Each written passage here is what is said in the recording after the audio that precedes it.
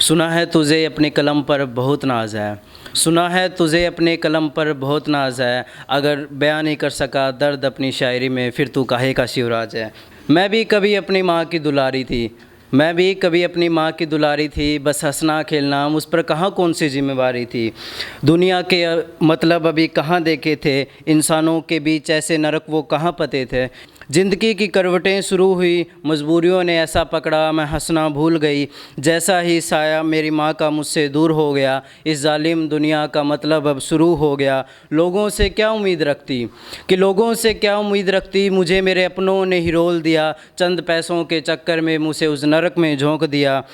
मैं चीखती चिल्लाती रही उन अंधेरे कमरों में कि मैं चीखती चिल्लाती रही उन अंधेरे कमरों में। पता नहीं कितने लोगों के सामने रोई मैं, पर उन्हें कौन सा फ़र्क पड़ता था। अपनी हवस मिटाने के लिए हर कोई मुझ पर टूट पड़ता था। शरीर पर वो निशान मुझसे देखे नहीं जाते थे कि शरीर पर वो निशान अब मुझसे देखे नहीं जाते थे। अब मुझे खुद से डर लगने लगा था। मेरी आंखों में सिर्फ आंसू थे कि किसी की मजबूरी देखकर कोई कितना गिर सकता है। कि किसी की मजबूरी देखकर कोई कितना गिर सकता है। अपनी हवस मिटाने के लिए इज्जत तक से खेलता है।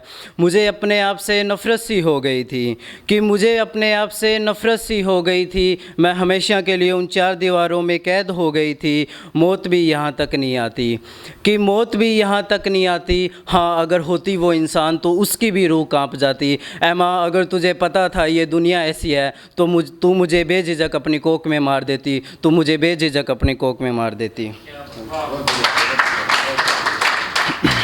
कह रहा तेरे टीवी बंद करता है कौन सा मेरा दुख कम होगा। आज तो देख कर ना मेरी लाश की हालत तो डॉक्टर भी रोवागा। रहो तो छूट जाएगा 4 दिन मैं पीछे देखा है। मेरे बाबू की सोच वो किस तरह मर मर के जीवेगा। वो किस तरह मर मर के जीवेगा। आज इंसानियत फिर कड़ी शर्मसार हुई का आज इंसानियत फिर कड़ी शर्मसार हुई। किसी बाप ने अपनी 2 बेटी खोई। रही एक हवस का शिकार तो दूसरी ने देश की आग में अपनी ज़िंदगी खोई। रही बजा के बेरा ला गया वो माँ गणी क्यों उस दिन रोई जब उसका ग्रां बेटी हुई। जब उसका ग्रां बेटी हुई। वाह मेरे आज़ाद भारत की क्या बात है कि संविधान भी बना लिया, कानून भी अपना लिया, देश भी अब आज़ाद है। कि संविधान भी बना लिया, कानून भी अपना लिया, देश भी अब आज़ाद है। यहाँ रात में छोड़ो दिन में भी कहीं लड़की सलामत नहीं। ये मेरे आज़ाद भारत की बात है। ये मेरे आज़ाद भारत की बात है कि यहाँ कुछ लोग कितने महान हैं। उनकी ऐसी सोच कोई किस तोपों की सलाम है। कि यहाँ कुछ लोग कितने महान हैं। उनकी ऐसी सोच कोई किस तोपों की सलाम है। वो कहते हैं कम कपड़ों में अक्सर रेप हो जाते हैं। कि वो कहते हैं कम कपड़ों में अक्सर रेप हो जाते हैं। अरे इन हवस के जानवरों को कुछ नहीं दिखता। यहाँ तो नवजात बच्ची के संग रेप तक हो जाते हैं। यहाँ तो नवजात बच्ची के संग रेप तक हो जाते हैं। कि ये हवस के दरिंदे अब तक क्यों आज़ाद है। कि ये हवस के दरिंदे अब तक क्यों आज़ाद है। वाह मेरे आज़ाद भारत की क्या बात है। मेरे आज़ाद भारत की बात कि यहाँ शिक्षा से ज़्यादा नेताओं की रैली ज़रूरी है। कि यहाँ शिक्षा से ज़्यादा नेताओं की रैली ज़रूरी है। फ्यूचर गया बच्चों का भाड़ में, इनको अपनी रोटी सेकनी ज़रूरी है। अभी कुछ पिछले दिनों भाई सुना होगा कि दिल्ली में ना एक होटल में साड़ी पहननी अलाउड नहीं थी तो बाहर निकाल दिया था। अगर आपने नहीं सुना हो तो कि यहाँ शिक्षा से ज़्यादा कुछ नेताओं की रैली ज़रूरी है। फ्यूचर गया बच्चों का भाड़ में, इनको अपनी रोटी सेकनी ज़रूरी है। कुछ होटल्स में साड़ी अलाउड नहीं, गज़ब की बात है। अपनी ही संस्कृति से पीछे हट रहे। वाह मेरे आज़ाद भारत की क्या बात है। आज़ाद भारत की क्या बात है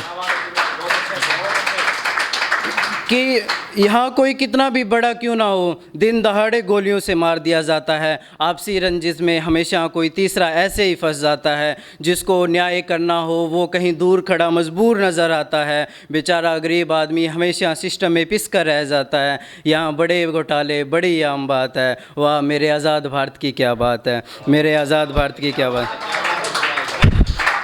कि इस देश का खाते हैं फिर इसी के लिए जहर उगल लाते हैं।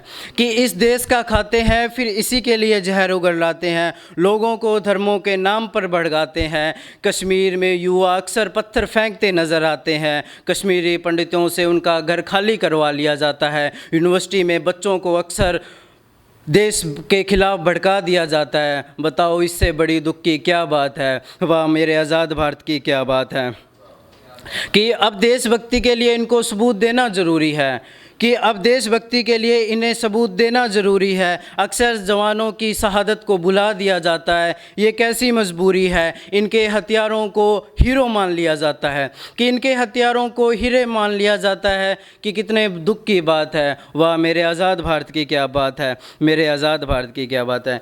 वो दुनिया नहीं अब जो मैंने बनाई थी, मुझे नहीं पता था हैवानियत की ऐसी भी हद आएगी। कि अरे वो दुनिया नहीं है जो मैंने बनाई थी, मुझे नहीं पता हैवानियत की ऐसी भी हद आएगी। अरे जिन्होंने ना छोड़ा 8 दिन की बच्ची को, जिन्होंने ना छोड़ा 9 महीने प्रेग्नेंट लड़की को, वो तेरी क्या हिफाजत करेंगे। मुझे लगता नहीं था कि इंसान इससे भी नीचे गिरेंगे, मुझे लगता नहीं था इंसान इससे भी नीचे गिरेंगे। उन्होंने तो मुझे अपनी हर बात से गिरा दिया, कि उन्होंने तो मुझे अपनी हर बात से गिरा दिया। मैं तो भगवान हूँ पर आज उसने मुझे ही शर्म से मार दिया। अब बस क्या सज़ा दूँ इन हैवानों को, कि क्या सज़ा दूँ इन हैवानों को जो अपनी नज़रों से गिर गए। अरे जिसने ना छोड़ा 8 दिन की बच्ची को, वो मेरे लिए कब के मर गए, वो मेरे लिए कब के मर गए। कि फिर करते रहते हैं इबादत आके मंदिर मस्जिद में, कि फिर करते रहते हैं इबादत आके मंदिर मस्जिद में। अरे अपनी सोच सुधारो इंसानों, मैं तो बसा हूँ हर एक के मस्तिष्क में, कि अब मैं ना लूँगा अवतार इस धरती पर, कि अब मैं ना लूँगा अवतार इस धरती पर। तुमने तो मेरे को ही शर्मसार कर दिया मेरी इस गलती पर। भगवान की क्या गलती थी कि भाई उन्होंने ये दुनिया बना दी। कि अब मैं ना लूँगा अवतार इस धरती पर, तुमने तो मेरे को ही कर दिया शर्मसार इस गलती पर। ये कहते ही भगवान रोने लगे, उसकी तरफ देख के कहने लगे कि क्या अब भी जाना है तुझको ऐसी धरती पर, जहाँ ना जाने हर रोज़ कितनी दामिनियाँ रोती है चीख चीख कर अपनी धरती पर। वो भी रोते रोते बोल पड़ी, मुझे नहीं जाना है ऐसे हैवानों की धरती पर। भगवान मैं तो आपके पास ही रह लूँगी, किसी माँ बाप की जिंदा मौत से अच्छा है भगवान मैं आपके पास ही रह लूँगी। भगवान मैं